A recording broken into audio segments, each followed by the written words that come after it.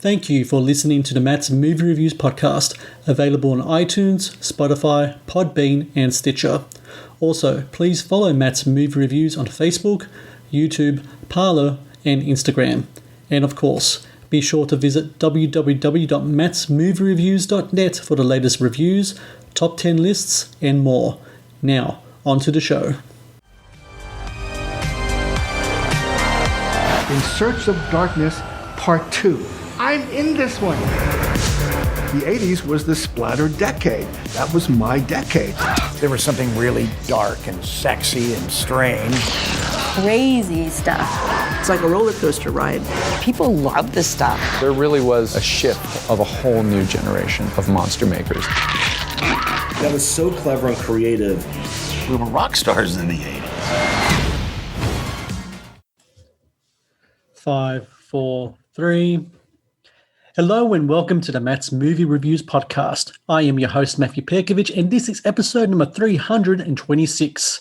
The journey into 80s horror continues with In Search of Darkness Part 2, the follow-up to the highly successful 2019 documentary In Search of Darkness that dives deeper into the movies, the players, the controversy, and the blood-splattered glory of 1980s horror. Featuring new interviewees such as Robert Englund, Nancy Allen, and wrestling icon Chris Jericho, as well as returning guests John Carpenter, Barbara Cranston, and Doug Bradley, In Search of Darkness Part 2 is a must-have for fans and newcomers of the horror genre. And I'm happy to say joining me now on the Matt's Movie Reviews podcast is the director of In Search of Darkness Part 2, David Weiner. David, I thank you very much for joining me today. It's my pleasure. Thanks for having me again. So, before we get into the questions in regards to the movie, I want to let everyone know right now, if you go to 80shorrordoc.com, you can actually purchase In Search of Darkness Part 2 in a limited capacity on Blu-ray. It's like only 5 more days. So Feb 14 is like the last day you can do this. So just let everyone know, 80shorrordoc.com, and you can buy In Search of Darkness Part 2 right now on Blu-ray, region-free. And David, look, there's so many cool things that come with this. There's posters, there's pins, there's the soundtrack score, and also what's really cool as well, there's an 8-month season pass to the In Search of Darkness community. What exactly is that part to the whole package? Yeah, so in addition to the documentary that you get, also I want to mention you get digital downloads of In Search of Darkness Part 1 and 2 with this package, which is a pretty good deal. Yep. And if you never got a chance to get In Search of Darkness Part 1, you can upgrade with an additional disc for not very much money, which is a really good deal. But we thought we would go beyond the documentary. You know, it takes a long time to put these together. So we have this online Discord community where we have a collective of like-minded fans who are as passionate as you are about the genre, who get to talk about it and interact and show their collectibles. And we have weekly events or every other week, whether it's a Q&A or a watch party or something with the talent from a lot of these genre films that we know and love. It's real fun, and it's a real... in these times where many of us are stuck inside despite ourselves, it's a nice outlet additionally to the media that we like to consume. And I don't know about you, David, but I love getting the physical copy of movies. I think it's really important people do have that, because while streaming is awesome, having that physical copy in your hand with the artwork and everything else is a really, I think, the way to go, especially with something like this with all the extras that come with it. So people, 80shorrordoc.com, we got till midnight of February 14 to get all of this stuff in a really great price. Yeah, looks good on your shelf. Yes, it really does, and I'm going to order one for myself, absolutely. I before you even dive in, I'll just sort of throw a little bit aside. I like to display, whenever I'm watching something, I have a little, as if I'm at a video store, I have this little display stand, and I'll put my, the DVD or the Blu-ray or even the VHS, whatever it may be, kind of on display, and it makes me feel like I'm kind of doing the video store experience. Well, and I loved, and I want to talk about a video store experience a little later. Let's talk about In Search of Darkness Part 2. So the first movie was just such a deep dive examination into the 80s horror, a decade of 80s horror, and it was just such a thorough way to go about it. Went for over 4 hours, as this movie does, but clearly there was so much more to get into, as we can see with this movie here. And I think that says something about that decade, the movies from that decade, and it's still kind of insatiable demand for those movies from a lot of people today. How soon did you realize after the first one wrapped up and you had it on sale and you had such great feedback towards that movie that you had to go back into the bunker and realize there is unfinished business with this decade, and you had to get back on the horse and talk more about 80s horror? Well, it's an unmarked bunker, so it's hard to find, but it's a vault full of unused material. Everyone I sat down with, which is upwards of 50 people, I sat down with everyone over an hour, sometimes 2 hours, sometimes even more. And so if you kind of do the math, then you have upwards of 50 people, and you slice up their great bites and discussions for 4.5 hours, you have a wealth of material. I mean, you have like 50, 75, 100 hours of material that you haven't even touched on yet. And so it's not like the bits that fell on the floor. There was so much more to talk about, so many more movies to cover, so many topics to explore. I realized right away, even when I put the first one together, that even though it's a 4.5 hour movie, it's only scratching the surface. There are hundreds of movies that came out during that time. And so even then I was like, I never expected that we were going to do a part two, but executive producer Robin Block, this is his project, this is his baby. And when he said to me, we got to do another one. People are really loving this, and we have all this material, and we need to go out and get even more. Let's do an In Search of Darkness Part 2. I just jumped at the chance, because part of the frustration with In Search of Darkness Part 1 was because there was so much material to cover. I made a very difficult decision not to do more international titles and more of the sort of straight-to-video fare. But now here was my chance to include that and to continue on with a lot of the franchise, whether they were sequels or just sort of lesser known things, or even more well known. I mean, I kind of made a choice to bypass like Beetlejuice and Little Shop of Horrors, because I kind of thought, well, everyone's seen that, I at least in my book, I've seen those movies more times than I can count. But then I kind of realized that people were like, well, where are those movies? Why aren't they part of the story? And they are, very much so. And I think they demonstrate the range that was available in terms of the creativity of that era. So long story short, we had so much more additional material. The response was so overwhelmingly positive from the horror community, and the complaints that their movie wasn't in part one just gave me an opportunity to do another 4.5 hours and try and rectify that. And I also know that I failed, because there's hundreds of movies, so there's room for more. The film really gets into some deep cuts, some movies that perhaps even like horror fans like myself might not have even heard of. Did you come across movies yourself in research for part 2 that you've never heard or seen of before? Absolutely. And there's a real charm to that, because I would sometimes come across a box that I recognize, but I'm like, oh yeah, that's that movie? I didn't make the connection, I mean, I don't claim to have seen it all. But I've seen plenty. And I've also chosen not to watch a bunch of things as I've been growing up. I just either didn't want the time or the inclination.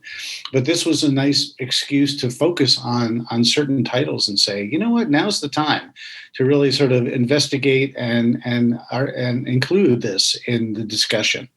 And that made me real happy to be able to do that with a bunch of films. And also films that were not as well known, but were very well known to me, that didn't quite make the cut of part 1. I mean, I'm a huge fan of Humanoids from the Deep. Yeah. And I wanted to put that in part 1, and I did a piece on it, but it didn't make the cut. And I wanted to make sure it was on this one. And to me, that movie is real fun, because I saw that when I was young and probably shouldn't have seen it. And it made quite an impression on me. And part of this movie for fans, by fans, is to sort of share the love for these movies that may not be politically correct right now, but they have their place in history. I think like a very line that was repeated quite a bit by a lot of the interviewees in the documentary was, "Oh, well, you're not going to see that anymore, like these days." You can't do that anymore. No, you can't do that anymore. Can't Exactly. kill the kids. No, you cannot. What I really dug about the movie part two is that, it's similar in style and structure to the first, but there's little differences that really make up like quite a big impression. And I love the kind of the profiles that you've done on some actors and people in the 80s horror kind of like genre. And two that really stood out for me was Nancy Allen and Linnea Quigley. And what's interesting about them two is that they were both very prolific in the 80s. But they were kind of like in different opposite kind of like spectrums of the 80s horror kind of experience. Nancy Allen was in a lot of the Brian De Palma films, where Linnea was more kind of like in the straight-to-video kind of stuff there. And so it was a nice kind of comparison to see both of their careers and how they kind of approached it and how they, especially in regards to, a lot of the excesses of 80s movie experience, especially for the genre with nudity, etc. When it comes to Nancy, she hasn't acted in quite a while. I haven't seen her do an interview in quite a while as well. Was it easy to get her on screen to talk about her experiences with these movies? Because like I said, I haven't seen her in a while. I don't know if she has been doing much press. I know she hasn't done a movie in quite a while. Was it kind of easy to get her into the film? And doing the first movie and seeing the great positive reactions to that, is that a really good kind of way in to try to get someone like Nancy Allen on camera again to talk about her experiences? Yeah. I wouldn't say it was easy, but it wasn't incredibly difficult. I think it's all about timing when you're getting talent. It's all about sort of your placement and how you approach their representation, or if you could find a nice backdoor way where a friend of a friend or someone who manages them or is just their former roommate. I always like taking the backdoor to get talent because it's a little easier. They're a little more likely to do it. But to answer your question, yeah, I mean, she was very game to show up and sit down and talk at length, and it was quite refreshing. She was a wonderful, engaging and candid chat, and I was happy. I felt it absolutely necessary to do, a segment Nancy Allen because she had so much to offer.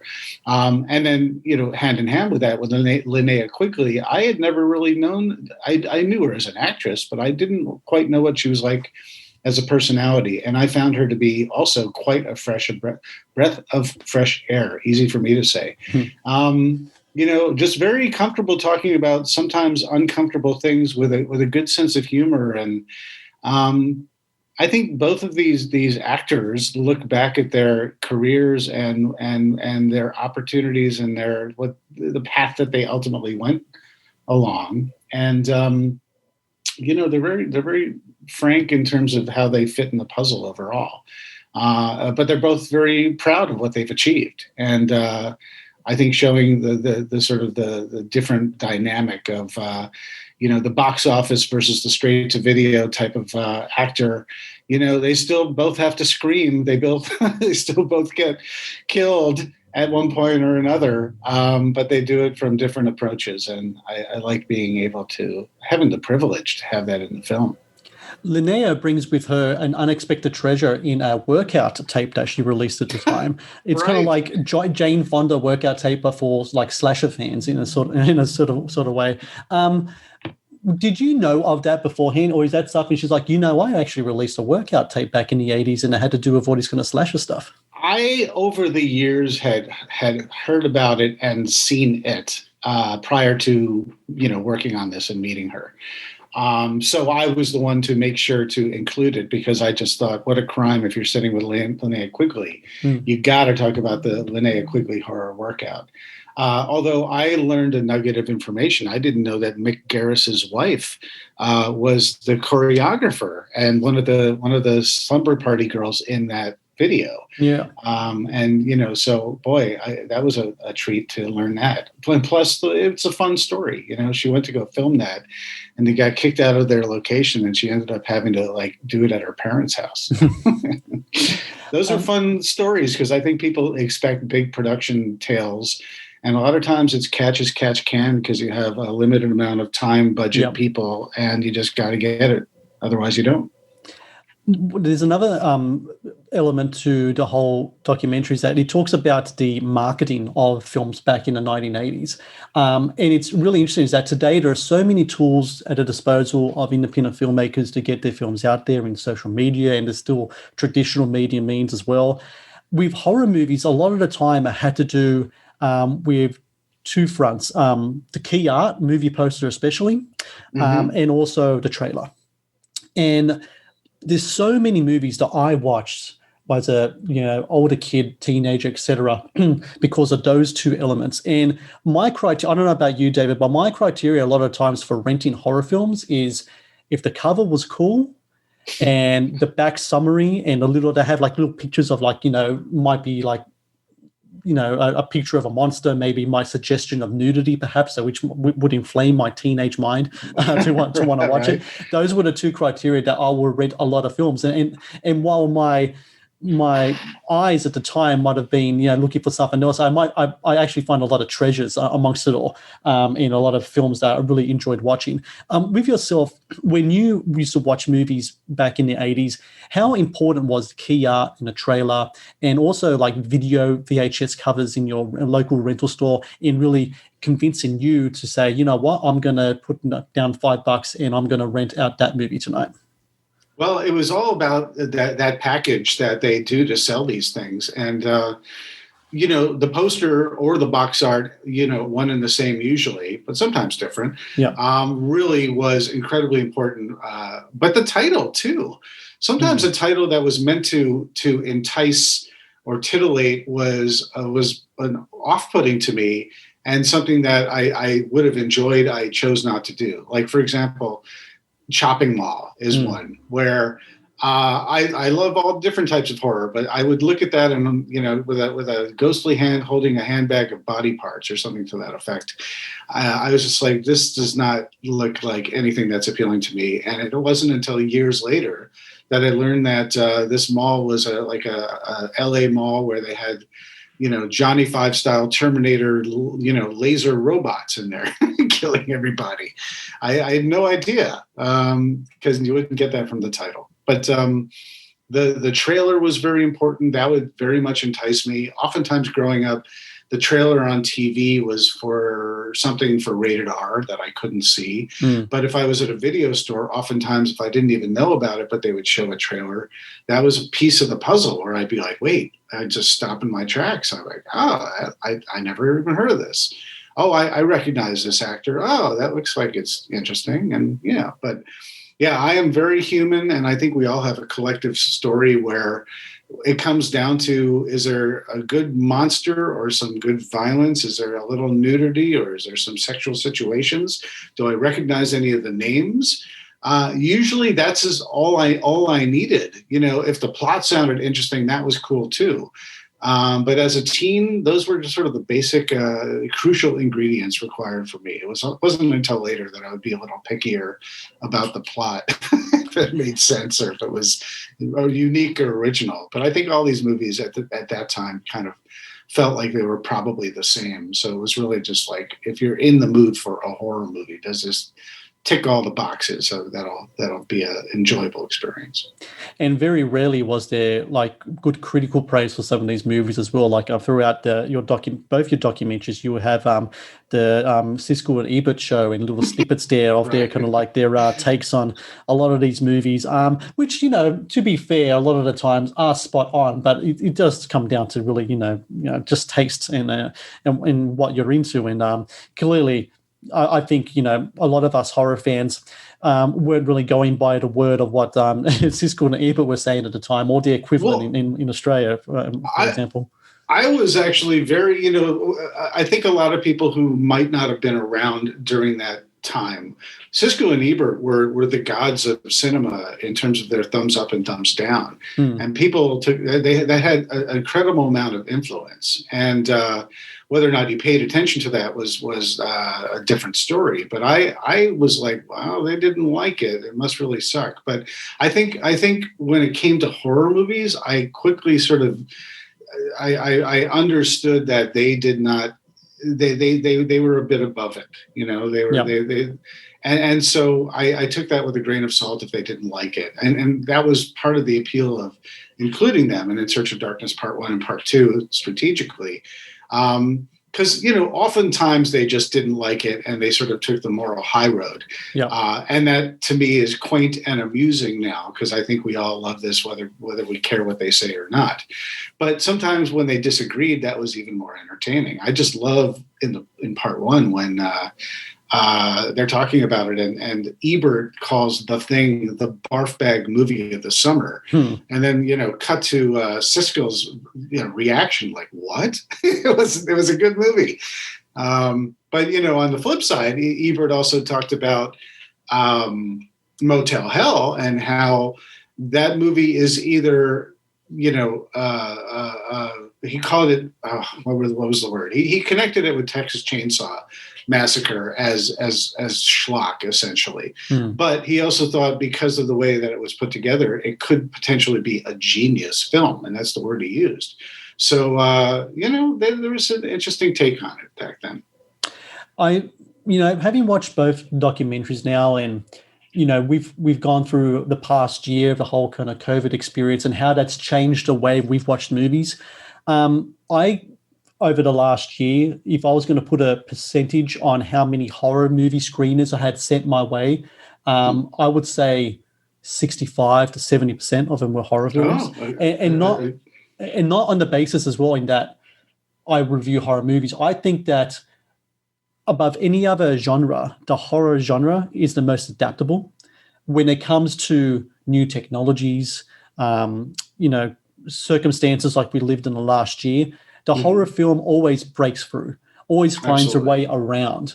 And I think above anything else, what your two documentaries have shown is that with the VHS generation especially, regardless of censorship tactics with the whole video nasty things in the UK, regardless of what critical acclaim might come, it always finds its audience. Do you agree in regards to the adaptability of horror as being the most accessible in no matter the circumstances placed in its way? Yeah, I absolutely do agree. And, it's a lot of filmmakers get their start doing horror, and then they kind of graduate to more quote unquote prestigious, genres in filmmaking. But, you look at, like Cronenberg and, Sam Raimi, they cut their teeth early on with that kind of stuff.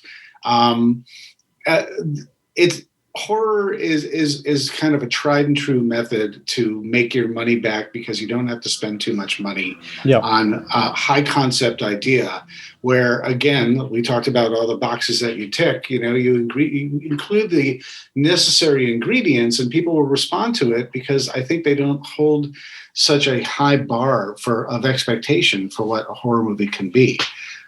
Maybe audiences are a little savvier and a little different, and a little they require more from a brand new film. But horror is also delivering, and I think more money gets to go to horror now, because it has all over these many decades now proven to be a financial turnaround that's usually successful. So you look, and especially you talk about this last year. I think, of course, of Host. On Shudder, that's an hour long, and it's scary as hell, and it takes advantage of the zeitgeist of what we're all experiencing and turns it into a found footage horror movie. You can be as imaginative as you want. The rules are different for horror when it comes to sex, violence, nudity, gore, all that kind of stuff, and then high concept. You can do more with unless a smaller budget, more with less, arguably. And so I think it's tried and true, and the people who want to produce that know that. And while nothing is guaranteed, the success rate is much higher. Now that you have made your way out of that unmarked bunker, part 2 is out and forever out there, 80shorror.com to purchase, and In Search of Darkness Part 2. What's next for you? Is In Search for Tomorrow still something that's on the cards? Is that the next thing that you're working on? Yeah, I'm actively shooting as we speak. Not like this very moment, but this past weekend, I sat down with Sarah Douglas of Ursa from Superman 1 and 2, and not to mention Solar Babies and Return of Swamp Thing and Conan the Destroyer. I also sat down with Lance Guest, star of The Last Starfighter. I'm getting actively lots of interviews despite COVID. We're making it work and we're doing it safely. And the idea is the aim is to deliver this at the end of the year. Similar in structure and scope as In Search of Darkness Part 1 and 2. It's going to be the same thing. It's going to be a decade of sci-fi films and the many subgenres within sci-fi, all 80s movies.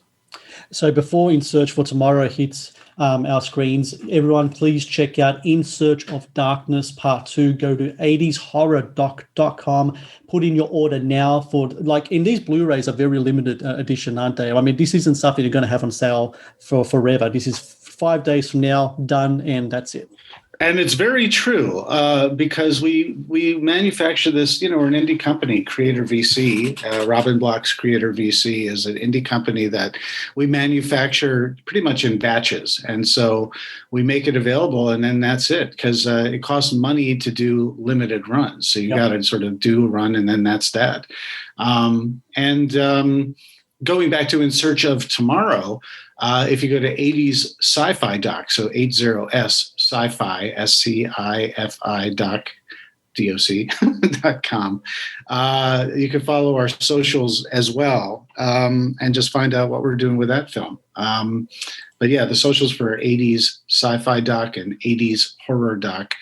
It's a limited time with this flash sale. It's really a good deal, especially if you like you were saying, you like holding a physical copy in your hand. It gives you more than just a 4.5 hour movie. There's much more that comes with it. And it is very much a limited experience in terms of, after February 14th, don't say, I should have gotten it, because it is going to be very hard to find. And you'll find the track record of the first one is very much the same way. Well, David Weiner, I absolutely love the In Search of Darkness movies. Congratulations to you for Part 1 and now Part 2 as well. Just absolutely fantastic work. You can just see the hard work on the screen there. And again, congratulations to you. And hopefully when In Search of Tomorrow comes out, we can talk again about that one.